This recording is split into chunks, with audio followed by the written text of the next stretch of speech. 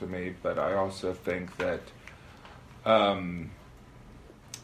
you know, a sense of humor was very valued among my siblings. Like, I used to do an impression of my dad, and so I wasn't just some competitor for food growing up. I was somebody who was mildly entertaining. But, you know, the thing about the movies this year, which is really exciting, it's weird because I've been doing this for so long, and I'm grateful for all these opportunities, but it's you know, I left my agent who was just in New York, and I went to CAA at one point so that I could get these big movie roles, or to get more movie roles. And it was like 10 years later. But 10 years later, now things are coming in, maybe because I'm the older white guy as opposed to the, you know, slightly old, middle-aged suburban guy. I don't know. But I don't know. I'm happy. I hope it keeps coming. Is there any moment your sense of humor saved your life?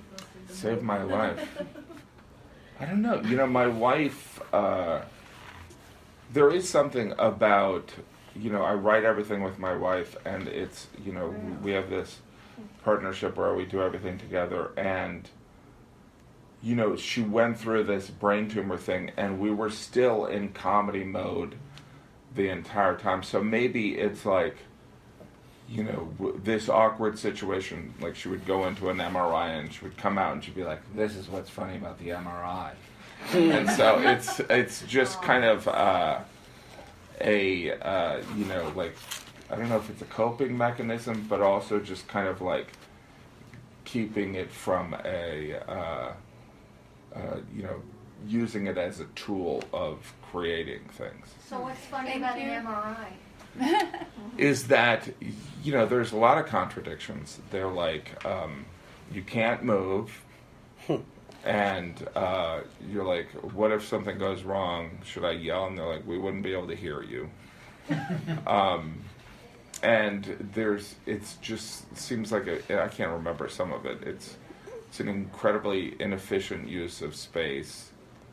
And the banging. Yeah, and there's just loud banging, like it sounds like it's broken, right? It sounds like it's broken, and they're like, whatever you do, don't move. Right? Thank you. All right, thanks, you guys. Thanks, Jeff. Laughing. How's your wife? Is she good? She's good. All right, Good. thank God. Laughing makes life longer. So Oh. it has a medical result laughing.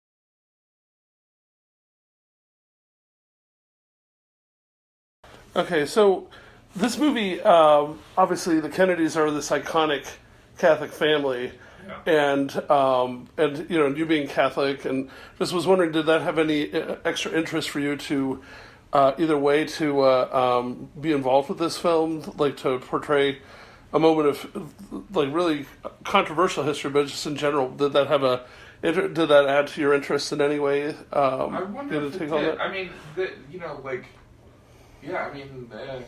the Kennedys were kind of the peak of the Catholic family, right? Yeah. So I don't know if it did. I think I'm also a history buff, and so I was definitely fascinated by, just the fact. I was more interested by the cover-up, the fact that they pulled it off, and I actually think that's what I think people are going to be fascinated by now, just because in our present climate, it's like, the fact that, Chappaquiddick, I used to think in 2016, like, oh, he would definitely be in jail, but then again, it's like, Stormy Daniels, like I said, is like, she's not even the third lead story. Yeah. You know what I mean? Yeah. Yeah. It's fascinating, right? And it's like, and I don't know if that's American appetite for salaciousness, or just privilege to pull things off. Sure. It's fascinating. Well, also wondering. So in general, though, you're very open about being Catholic. I'm working with Catholic media as part of it. So, what role does your faith have on you making decisions in your career? When you're looking at what to do, because you're hit with so many offers, especially nowadays. Well, it's weird, because it's like I would be dishonest if I would say that it didn't have an influence, but I would. It's weird, because I also am a parent, so it's like, if it's something constructive, I would, and I played like an incredible opportunity to play a bad guy, I would do that. But I also want to bring, I want to, help rather than hurt. But that being said, it's like, there's a big difference between doing a nude scene on Game of Thrones as an extra and like portraying something that is counter to your personal belief system. You know what I mean? Like if it's an interesting character, like I would play a murderer, and I'm against murder. You know what I mean? Yeah. Okay, and then you had your sitcom doing very well, and you and your wife decided, hey, let's put the brakes on it, because you were expressing that you were worried that it was taking too much time away from your kids. Yeah. So I'm just wondering, like, what about what is that like, your creative partnership with your wife? How do you guys tend to work together? And what came about with that decision, and has that ever affected you any other time? Like, deciding, oh, wait, the kids got to come first. I can't do this or that project, not for moral reasons, but time-wise, like in this case. Oh yeah, definitely. I mean, well, it's like it would be great if it was just a one-time decision.